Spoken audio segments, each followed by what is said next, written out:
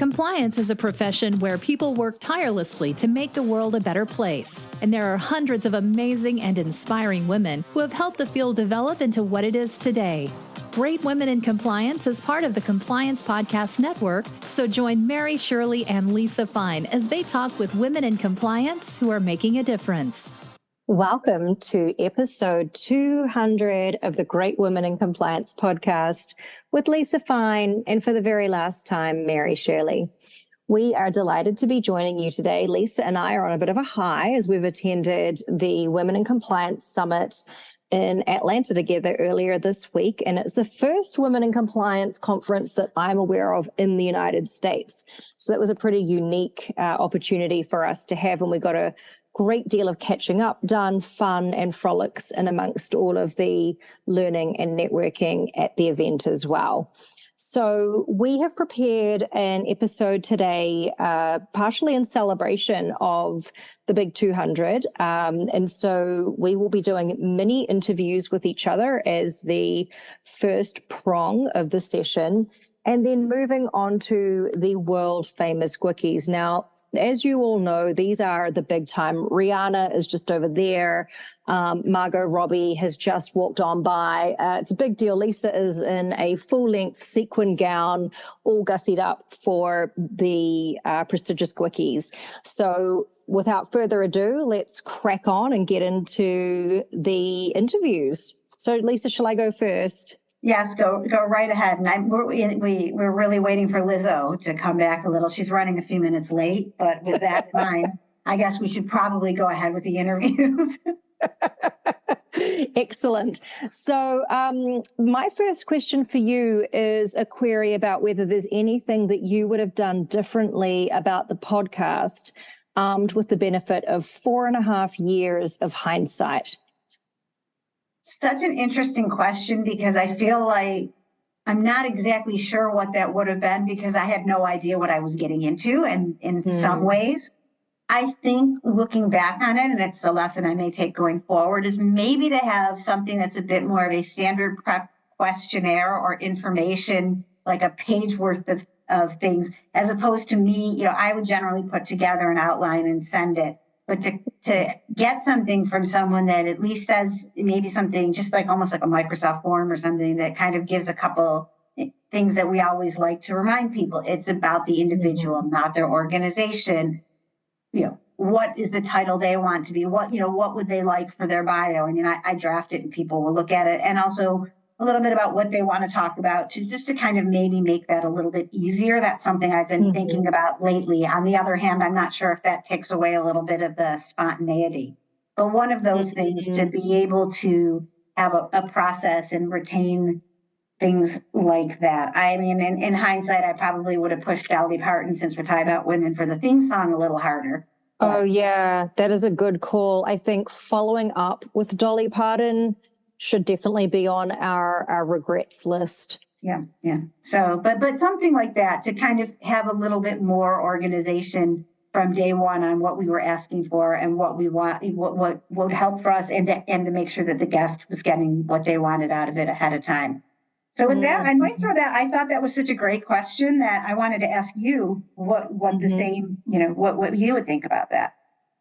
So before we spoke just now, my initial answer that I'd prepared was absolutely nothing. I wouldn't change a thing. But now that you've said your answer, I kind of want to change my approach ever so slightly. And so hitting on this pragmatic point. So I think anyone who's looking at starting up a podcast, and I certainly had someone at the Women in Compliance Summit approach me to let me know that she's looking at doing one and what are the tips.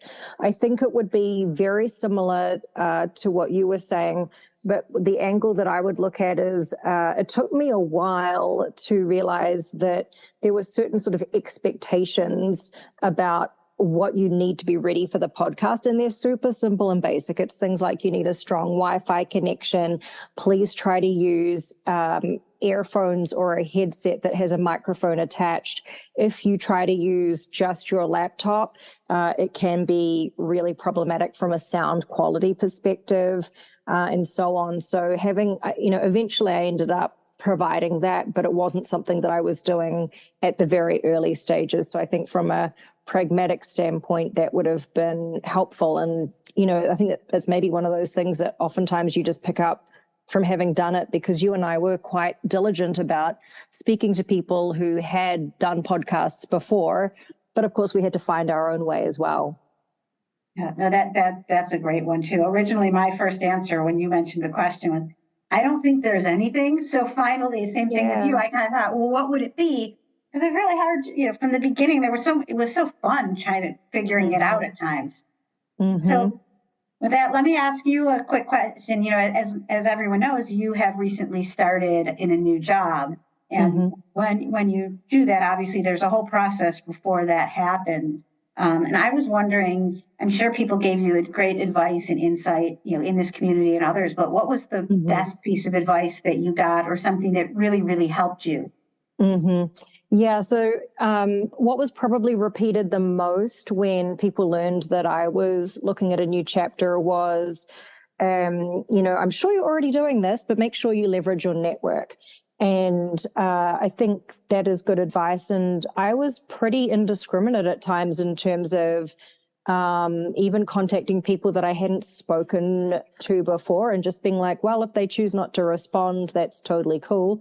I'm not going to give them any kind of award for sending the elevator back down, though. And of course, there were plenty like that. And equally, there were plenty that responded that was super helpful, super encouraging with advice. And one of the sort of caveats I would say from sort of sitting on the other side when I'm the hiring manager is that I think a lot of people get given advice to try and get informational interviews. And I would just say, make sure that you're doing those for the right reasons. If you're genuinely interested in speaking to the person and learning more. If the only reason you want to have an informational interview is to get yourself in front of the hiring manager in the hope that they'll think of you when they're next hiring, or if they hear of anything in their network, I think it's a much more authentic way to introduce yourself as such, be respectful of their time and intelligence, and not ask for an informational interview when you don't actually need or want one. And the sort of typical question that comes out is, so how did you get into compliance? And, you know, for many people now, it's kind of irrelevant how we got into compliance, because it was that sort of accidental compliance officer type situation, which really is very different to the world that we're currently in, where you can choose to study compliance at university. It seems like an interesting career. It seems like a sought after career. And so the advice is not so pertinent. And if you don't really care about that advice in the first place, it's just kind of wasting people's time. So my sort of spin on leveraging your network would be smart and strategic about how you leverage your network. And I go back to my own sort of, I don't know if adage is the right word, but the principle that I try to live by is that by the time you're making an ask of somebody, you should already have a few credits in the bank.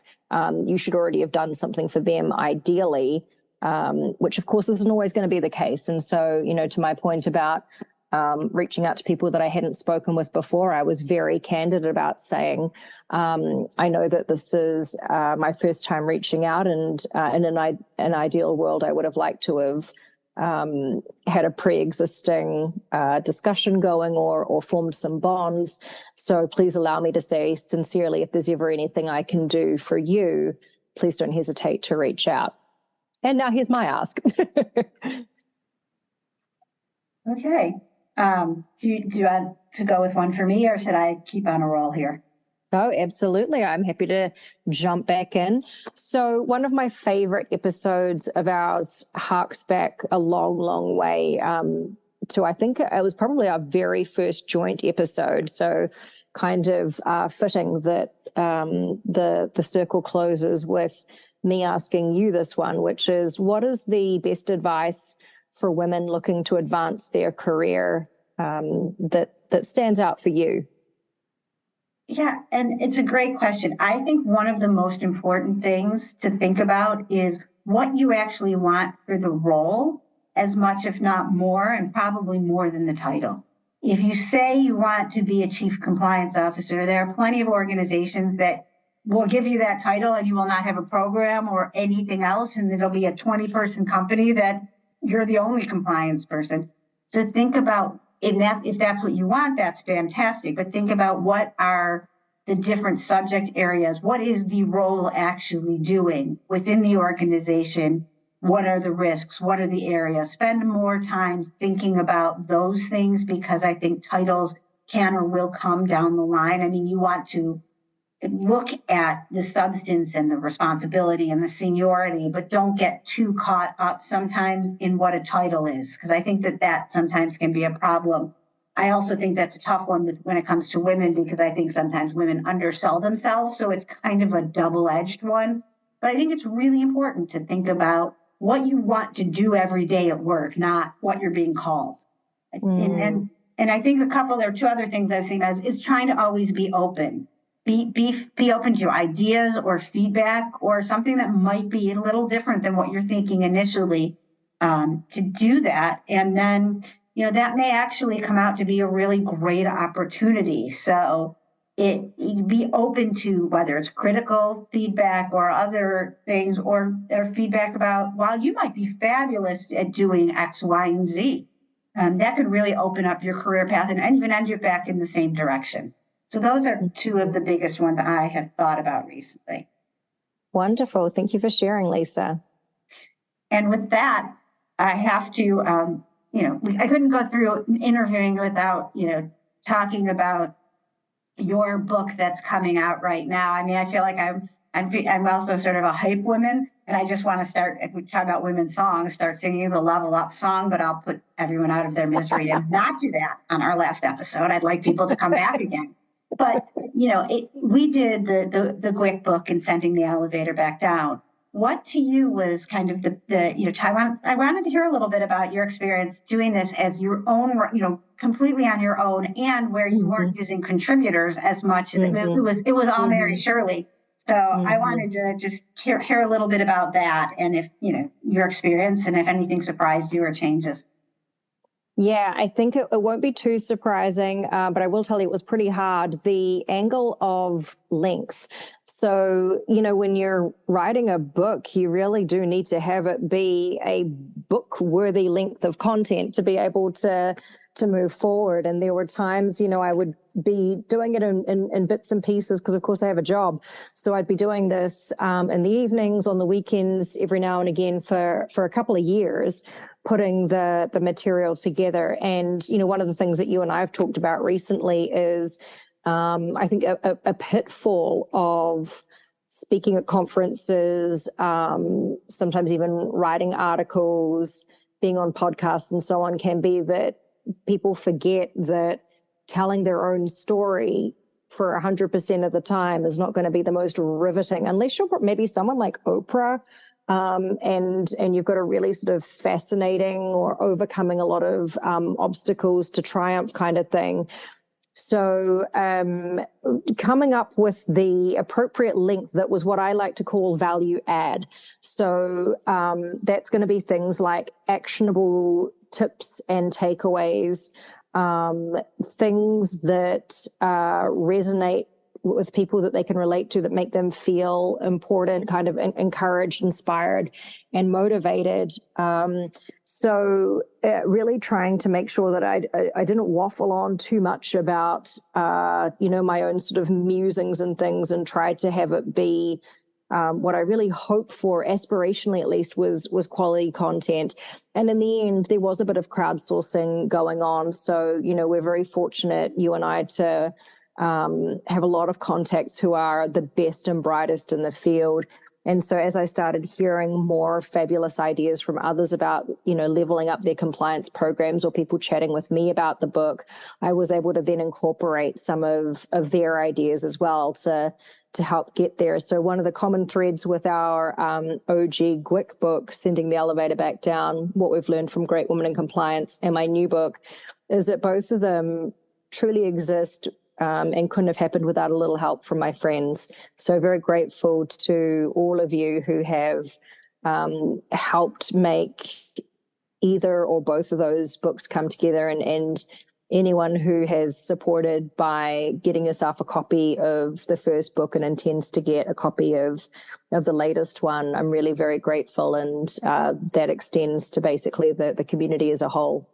including yourself, Miss Lisa. Well, you do commit though, and I'm going to have you say it on the podcast. Once you know the pre-sale link and date, because it'll be on Amazon, you're going to put it out there, right? Well, actually, the situation is that this one is going to be sold predominantly on Corporate Compliance Insights, which is Sarah Haddon's website, as an ebook initially. And then I'll be selling the hard copy version with the launch from the 3rd of October this year. So the avenues remain to be seen for the paperback one, but certainly if you're attending the Society of Corporate Compliance and Ethics, CEI in Chicago in October, we'll certainly be able to mingle in person to do a hard copy transfer there, the paperback.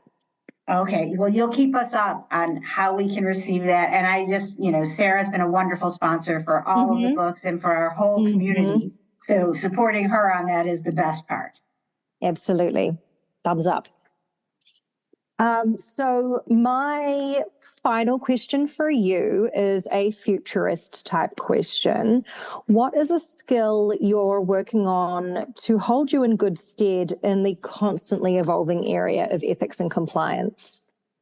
Well, I'm not sure if it's a skill, but it is thinking as a futurist. And I feel like it's almost like my cop-out answer, but to some degree, I've been thinking a lot about, like everyone else, AI.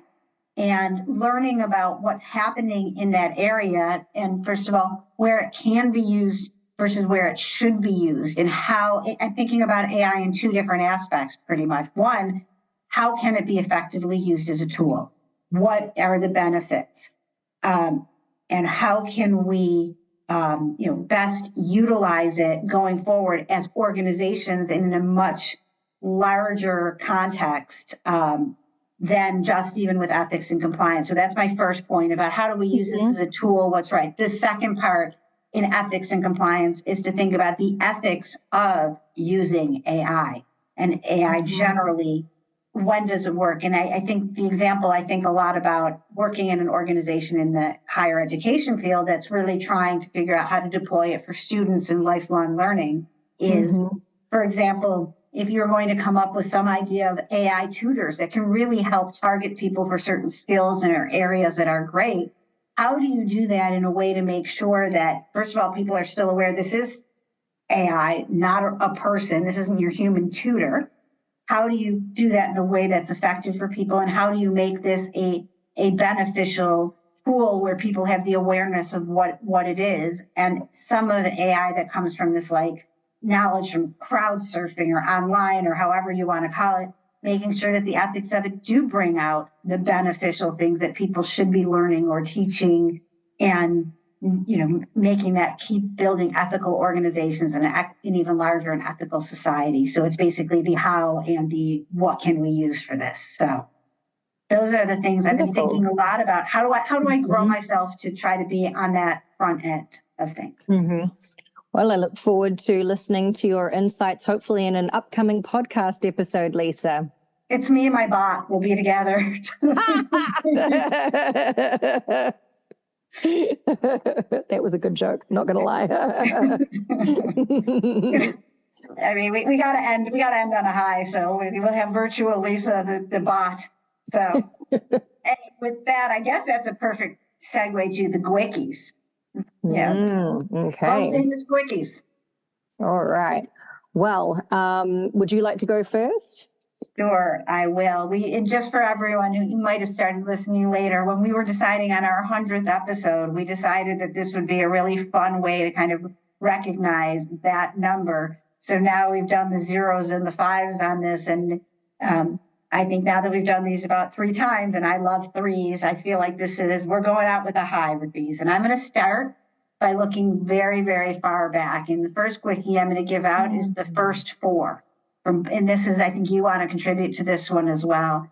Our first 4 interviewees are just 4 fabulous women who've become a part of this community, and mentors, advocates, sponsors, and friends. And some of my relationships even started from that too. And that's Christy Grant Hart, Ellen Hunt, Michelle Beistel, and Yvette Lingham. I never want to listen to those episodes again. Me neither. But I never listened to them before that. I think that's advice for future podcasters. You don't want to hear the first episode, but so grateful that they hopped on this journey with us and really helped, at least for me, and I'm sure for you. They've been supports throughout and helped us figure out how to do a podcast. Yeah, I think for me, the biggest thing was we didn't have a track record at the time. And so they just completely put their trust in our hands and allowed us to put their reputations on the line. Thankfully, I think it turned out okay, but it didn't have to. And so the fact that these great women in compliance were willing to do that for us, I'm forever grateful. Yeah, they were great. Now, what about you? What's your first question? So my first one is for someone both of us know by the name of Amy Landry. Amy gets the Super Supporter GWICie because I cannot really think of anyone who so consistently has supported both you and me individually as well as the podcast and just really cheered us on from the outset. So Amy, thank you so much for your kindness and just being consistently kind to us and letting us know the impact of the podcast. It's so appreciated. Yeah, she also communicated about the podcast to others and has just done so many just terrific things with that. I completely agree with that. My next one is for a GWICie for creative team building. And this is Carolyn Renzen from FanDuel. And from talking to her the first few times, I just got to know her a little bit this year, and then she was a guest. I thought it was such a fascinating experience to learn about FanDuel, which is the online betting on sports books, and particularly with some of the American professional football leagues, particularly, the American Football League, go Bills. Sorry, I had to put it in there. But I thought it was really, really interesting how they're building a team at the same time they may be moving and helping work with regulators to actually regulate this industry that everyone agrees needs good regulations and good corporate citizens. And at the same time she's helping to do that, she's building a team using different people from an organization, figuring out what works both for her organization and to build a future infrastructure. And I just thought that was a fascinating, creative approach. And for those of us who often have to struggle with resources, the idea that you as an ethics and compliance function, you are the resource because the business, you're both two sides of the same coin. I just thought was fascinating and how she's utilized that. Super. That's a good one. My next one is a great gentleman in compliance, Stephen Geisley, who's based out in Houston and leads the compliance function at Marathon Oil. Stephen is such a gem, and I know that he's not only been so kind to me, but other women in the field. And so he's getting the Great Woman in Compliance GWICie for being a champion ally.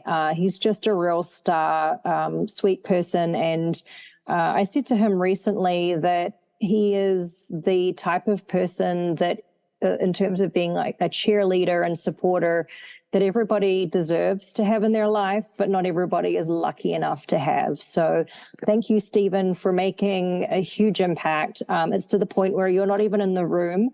And one of my dearest friends and I speak about how amazing you are and how much you mean to us as being an ally. So thank you so much. Awesome. Yeah, that's fantastic. My next one is a GWICie for using both thought leadership and connecting of people. And as a connector, and that's for Kim Yapchai, and I think everybody in the community knows her, and I know you feel the same. Love Kim. She, not only is she really, really good at building relationships between people and really knowing what she, substantively, she's just amazing. She's also got a great way. Something I just would aspire to do half as well as she does, is to bring different people she knows together based on interest, ability, or people she thinks would be unique in whether it's through ESG or talking about boards or all of her experience in different areas. There's something that's so, I'm going to repeat the thoughtful about the way she interacts with people and builds connections amongst people. And I just think it's just an impressive quality from a woman who is a great supporter of, I think, most of us in this community. And somehow she manages to add more people to help out too in that thoughtful way. Yeah, I love Kim. When we talked a little earlier in the episode about leveraging your network, Kim is someone that was consistently thinking of me, and I'm just so thankful to know her. What a star. Yeah. Well, my next one is Lisa Estrada. And I wanted to give Lisa a GWICie for women supporting women. Lisa is a former boss of mine. She brought me into the United States. And so it's kind of interesting that that's not the focal point of the GWICie, because I actually owe Lisa the Great American Dream, in fact. Without her, I would not be living in the United States today, I'm sure. So the focus, however, is that Lisa is like the opposite of Queen Bee syndrome. So she's the kind of boss that supports you doing what you want to do. She only wants other people to be successful, and so much of my time here has been helped along through her wise counsel and smarts. I've learned so much from her, and in fact, she does feature quite prominently in the new book because she is one of the greatest innovators, I believe, in the legal and compliance space. So, cheers to you, Lisa. And going from such an uplifting women supporting women, I'm now going to what I call the dubious achievement GWICie. And Mary, I know you'll have comments on this, is to the company, the crypto company FTX, but particularly their compliance officer, Daniel Friedberg, who I'm just reading from some of the things I've read about him. Timing came out perfectly because I was always thinking of FTX, but then him being sued, there are allegations that he acted like a fixer for the company. He settled with the whistleblower and then retained the law firm for the whistleblower and never actually asked for any services, but apparently allegedly put them on a retainer. He's now being sued by their new management for conspiring to hide fraud. The amazing part of it also is this isn't his first brush with an issue where he might have hidden fraud. So he was at a Canadian online poker company in like 2008, and I saw that company was fined like $1.5 million for their failure to prevent fraud. So if we talk about the theory of managing to fail up, 15 years later, this man managed to be able to do the same thing again, and then is now is working with the government to, basically try to save himself. So to me, this is kind of the worst of, it's like, compliance officers gone bad. So I thought that was something to share. And, I don't think this is a one-off. I was just commenting to Matt Kelly recently that there is such a critical mass of compliance officers gone bad that he could legitimately set up a compliance officer naughty corner on radical compliance, and there would be quite a few articles in it now. Yeah. I don't actually know if they are going to want to send me their address to get their certificate, but no. Well, you never know, Lisa. Like Dolly, all that we can do is ask. All that we can do is ask. But then again, I think it's probably the first and only time that Daniel Friedberg and Dolly Parton be at the same segment. Well, my next one is for Wendy Badger. Wendy gets a GWICie for bravery.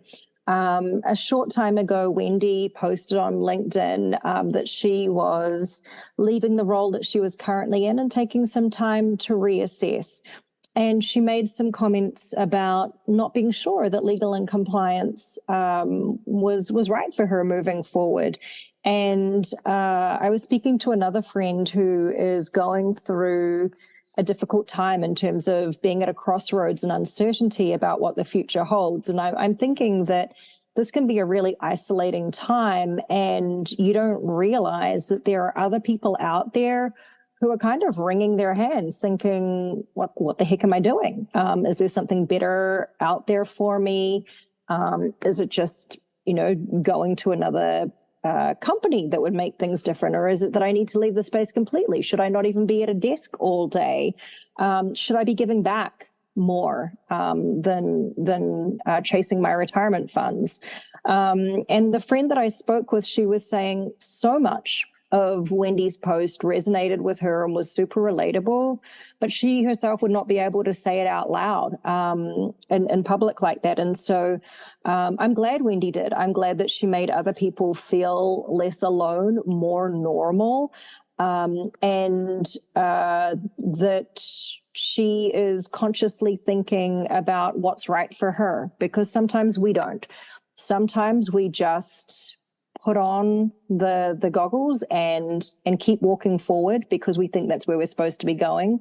And life is not necessarily like that. So good on you, Wendy. I think you inspired more people than you know, and I'm glad to see that you got a boatload of support on your post, which indicates to me that not only is it the case that people support you, but there's probably a good percentage of those are also having a weight off their shoulders, as you said, thoughts and words that have been going through their own minds that they haven't had the courage to say out loud yet. And I'll say, as somebody who did that earlier in my career, and when I quit practicing law and went out to Park City, Utah, it was scary, but there was so much that was good about it. And nobody said anything, and I did feel alone. And when I read her post, it kind of brought me back, but in a good way. Yeah.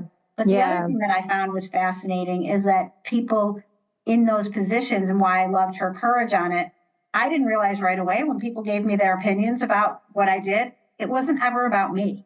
It was about them and their fears. It was interesting. They'd be like, will you ever find a job again if you want to be a lawyer again, if you move back? And I think it was an interesting insight. And I loved the difference when I was able to read, all the people who said either I did that or I was thinking about that, or do you want to just chat? And I thought it really showed. So yeah, her bravery made a big difference, I think, to lots of people.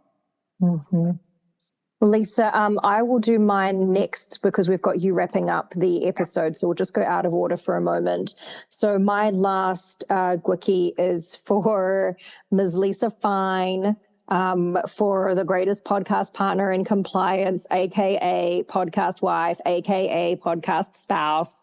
It has been 4.5 years, 200 episodes, over 150 guests, and just so incredible. You've been the huge consistent factor across it all in the story. And I couldn't be prouder of, frankly, I'm just going to say the both of us, even though this is your GWICie, but, specifically, what you've done, what you've created, the networks and relationships that you've built in the field. It's been awesome to see. I loved watching so many people come up to you and hug you at the conference we were just at. You're a hugely recognizable name, and you deserve every success. Everything that you have done has been hard earned, and I look forward to seeing your star continue to rise higher. Well, the funniest and best part of all of this was that my last GWICie, surprising no one and explains the relationship that we have, was one that I call the OG GWICie, because you were. I mean, you've built so much in this field. I know what you just said about me, but I mean, I still remember the first time I heard you speak. I was so inspired. Like that I went over and was like, I need to know this woman. You were in Singapore at the time, and I was learning from you from day one. And so many years later, it's the same, but we've also gotten, feel that the friendship and the knowledge and the fact that, like, always knowing that you're around, to have my back and to just eat. I mean, and to just chat about any topic, compliance related or life related, but just knowing that you're out there doing that and always fighting the good fight to do the right thing for women in the field, for your organization. I still don't know how you sleep.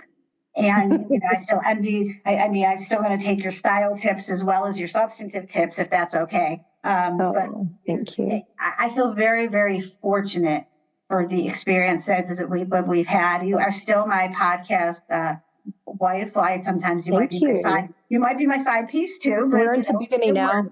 But if there's something I'm the most proud of in my career is getting the chance to sort of, latch on to you, do this with you, and end up with such a wonderful friendship, and to be so excited for your next adventures and I think hopefully people will hear how much we not only care about the podcast, but the field and each other as friends. And really, if you're going to be women in this field, I think, and to do what we've done, I think it's awesome. And I'm so excited for everything this fall. I really do feel like I hope I always get to be your hype woman. Oh, that was very generous. That was definitely worth a lot of consultancy fees and hype for sure. Some of these PR people trying to get people on podcasts, they really need to take a leaf out of your book and learn from you. They'd get, I think, better hits and success rates. Well, but then what could we laugh about? Oh, yeah, you still better send me some of those crazy ones. Oh, yeah. Yeah, the people who keep asking, Mary, and I'll just say that when they keep saying, well, I can't wait, we really are very interested in your podcast. We love it. We have a male branding expert who's looking forward to speaking to both of you soon.